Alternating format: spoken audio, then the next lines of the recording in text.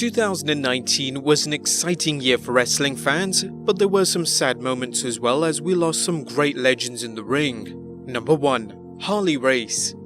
Harley Race was known as one of the toughest wrestlers who ever stepped into the ring. Race worked in tag team and singles action, but is best remembered for his numerous reigns as NWA World Heavyweight Champion. Race played an integral part in the first Starrcade, main eventing against Ric Flair during Flair's bid for Race's NWA belt. Race finished his career in the WWF as the King Harley Race until an in-ring accident ended it prematurely.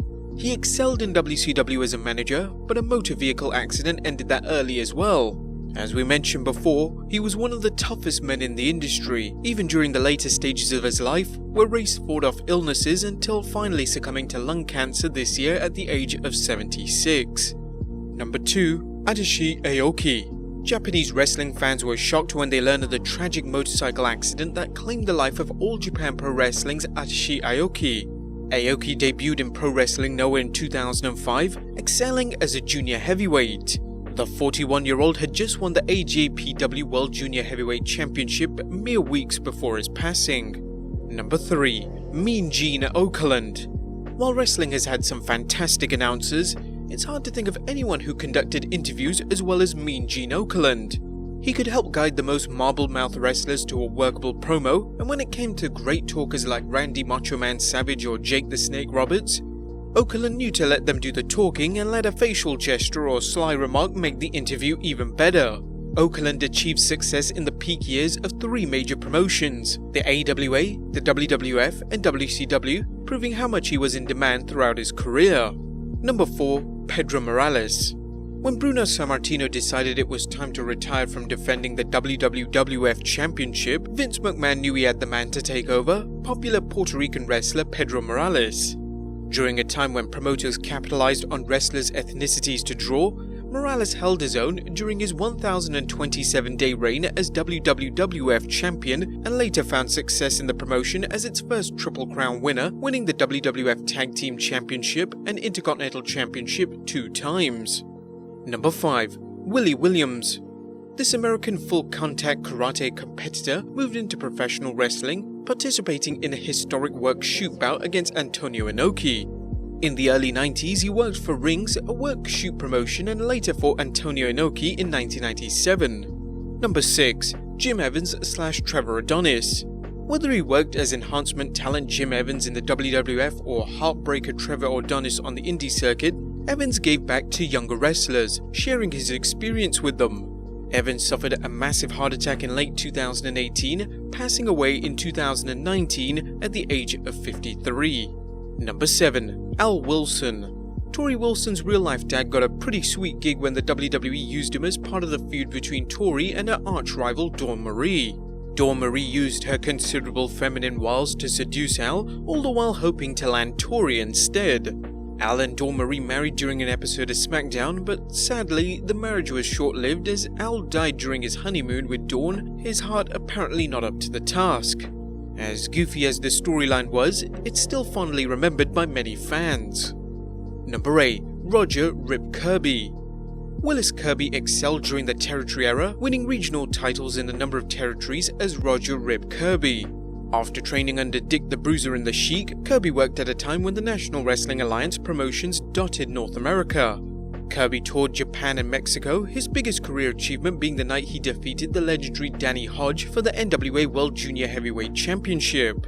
After retiring from the ring, Kirby turned to work as a truck driver and carpenter. Number 9. The Destroyer.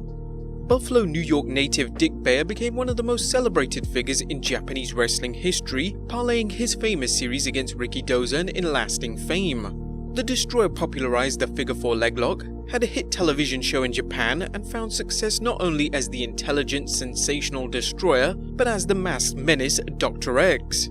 How famous was the Destroyer in Japan? Consider this. In 2017, Baer was awarded the Order of the Rising Sun, the highest order that can be conferred upon civilians other than royalty or politicians by the Japanese government, for a lifetime spending promoting goodwill and bicultural exchanges between Japan and the United States. News of his death filled the front page of Japanese newspapers. Number 10. Lionheart.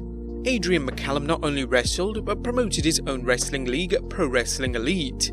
Competing as Lionheart, he found success on the British independent circuit, but also competed in dark matches for the WWE and TNA. In 2014, McCallum broke his neck after a Styles clash went bad, and despite doctors telling him he'd never walk again, he was wrestling again in 2015. McCallum was 36 when he passed away. Number 11. Colton Quest. Colton Quest had been working in Delaware's RingQuest Pro promotion when he passed away suddenly at the age of only 23. Quest had reportedly spent much of his career in RingQuest Pro. Number 12. Koji Kitao. Despite repeated dismissals from various employers, Kitao's 6'7" size and ranking in sumo as a yokozuna led to numerous runs in different wrestling promotions, including the American Wrestling Association as the Mass Monster Machine, New Japan Pro Wrestling, and work shoot promotion UWFI. Kitao also dabbled in MMA, including a fight in UFC and Pride.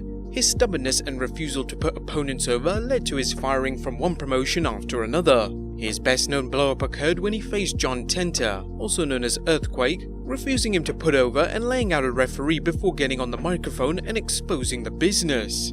Keep in mind this happened in 1991. Number 13. Silver King. Cesar Gonzalez was a highly respected luchador whose knowledge of various wrestling styles made it easy for him to work with opponents from around the world. Silver King worked in WCW and was a member of Eddie Guerrero's Latino World Order. His skills and showmanship made him a natural to play Jack Black's opponent in the film Nacho Libre, furthering his fame. Gonzalez was only 51 when he suffered a heart attack during a match against Juventud Guerrera. Number 14. Perro Aguayo Sr. Luchador Perro Aguayo Sr. was one of the Universal Wrestling promotion's most hated heels, competing against the beloved babyface El Santo and a number of other opponents.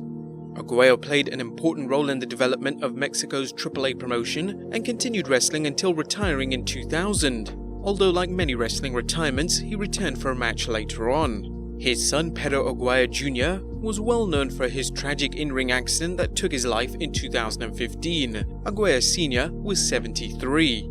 15. Mighty Joe Quinn. Canadian grappler Joe Quinn had two successful runs as two vastly different characters. The Kentucky Butcher appeared in the WWWF during Bruno Sammartino's heyday, and later as Mighty John Quinn, working North America before headlining shows in Great Britain, including a run as the British World Heavyweight Champion. Quinn passed away following complications from a stroke. He was 77. Number 16. Dr. Rex Bacchus. Although Chris Sims didn't break into wrestling until he was 31 years old, he quickly built a name for himself on the indie circuit as Dr. Rex Bacchus, finding success in a number of smaller promotions such as American Combat Wrestling, Evolve, Ignite, and MLW. Sadly, we'll never know how much further Bacchus might have gone as he passed away in early 2019 from cancer. Number 17. Rick Bognar. Rick Bognar's impersonation of Razor Ramon was so spot on that he got a job in the WWF when Vince McMahon went the unlikely angle of trying to introduce new versions of Diesel and Razor Ramon into the WWF. While the angle proved disastrous, Bognar found a new calling in life as a motivational speaker. He was also part of the NWO in Japan. Number 18. Alex Smirnoff. Like his occasional tag team partner Ivan Koloff, Alex Smirnoff was billed as hailing from Russia, yet was actually a Canadian native. Smirnoff wrestled for 18 years, finding success in the NWA, AWA, and WWWF, but achieving his biggest success in Japan, including campaigns in the International Wrestling Alliance, All Japan Pro Wrestling, and New Japan Pro Wrestling. He retired in 1988, opened a wrestling school, and appeared in TV and film. He was 71 when he died from kidney failure. Number 19. Belladonna. Roxanne Biggerstaff enjoyed a brief run in TNA's early days as Belladonna, the valet to James Mitchell's Disciples of the New Church. She was 40 when she passed away. Number 20. Ashley Massaro. Fitness model Ashley Massaro landed a job in the WWE after winning the 2005 Diva Search contest. Despite an injury that sidelined her, she still worked several featured angles in the Divas era, including one bolstered by her cover appearance in Playboy. After leaving the WWE in 2008, she worked a number of jobs, including as a radio disc jockey. She appeared in TV roles including Smallville, Extreme Makeover Home Edition, and Survivor China. Massaro died just days before her 40th birthday. Number 21. Les Thornton. Junior heavyweight wrestler Les Thornton was one of the best in his game, quite the achievement for the era in when he worked. Once upon a time, the NWA World Junior Heavyweight Championship was a top belt, with title defenses used to boost house show sales throughout various territories, much as the NWA World Heavyweight title was. The English native trained at the legendary Snake Pit and was equally capable of roughhouse tactics as he was at technical wrestling. Thornton's career included highly regarded programs with Japanese superstars Tiger Mask and Black Tiger. He worked his last match in 1990 and was 84 when he passed away. Number 22, King Kong Bundy. Best known for main eventing WrestleMania 2 in the event's first cage match, King Kong Bundy garnered fame in territories such as Memphis Wrestling and World Class Championship Wrestling before the WWF snatched him up in 1985. He debuted at WrestleMania, squashing Special Delivery Jones in seconds, and proved a formidable foe for Andre the Giant and Hulk Hogan, both in singles action and alongside Big John Studd. After leaving the WWF in 1988, he wrestled occasionally on the indie circuit before a brief return to the WWF in 1994, joining Ted DiBiase's $1 Million Corporation and losing to The Undertaker at WrestleMania 11. Bundy continued wrestling until 2007 and made occasional television and film appearances, including appearances on the sitcom Married with Children. Number 23, Jacques Rougeau Sr. Montreal wrestling legend Jacques Rougeau formed an incredibly popular tag team with brother Raymond during Canada, the United States, and Japan. Jacques' son Jacques, Armand, and Raymond followed in his footsteps, with Jacques and Raymond carrying on the Rougeau brothers' tradition in the WWF, performing as babyfaces, then the villainous All-American Boys. Following retirement, Jacques Rougeau Sr. bought and sold real estate. He was 89 when he passed away. Number 24, Salvatore Bellamo. Best known to WWF fans as enhancement talent during the 1980s, Bellamo, like many of his peers, worked a number of other promotions such as Calgary Stampede Wrestling, NWA All-Star Wrestling, Maple Leaf Wrestling, and Vancouver. Despite being a native of Belgium, Bellamo worked as a wrestler of Italian descent. After growing out his hair and beard, Bellamo reinvented himself as Wildman Salvatore Bellamo, finding success in Europe. He retired from wrestling to become a trainer. Number 25, Yusuke Wally Yamaguchi. The Attitude Era had many over-the-top wrestling angles, but few as outrageous as the time Kai and Tai's manager Yamaguchi's son sought revenge on Val Venus for sleeping with Mrs. Yamaguchi. A man for all seasons, Yamaguchi worked as a journalist, referee, announcer, and a manager in professional wrestling. Yamaguchi was involved in the formation of frontier martial arts wrestling promotion, Michinoku Pro, and his own wrestling dojo. A stroke in 2017 and subsequent heart problems played havoc on his health, with the talented man dying at the age of 60. Number 26, Renee Goulet. Goulet worked in the WWF and a number of territories through the late 1950s into the 1980s, winning the WWWF Tag Team Championship and later becoming an agent for the WWF.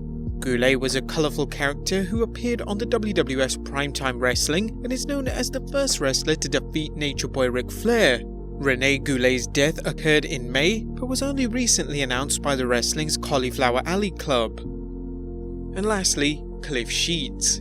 Cliff Sheats worked during the dying days of the territories, competing in Dusty Rhodes and Mike Graham's short-lived Pro Wrestling Federation promotion, and later as enhancement talent for the WWF and WCW. Rest in peace to all the legends we've lost this year.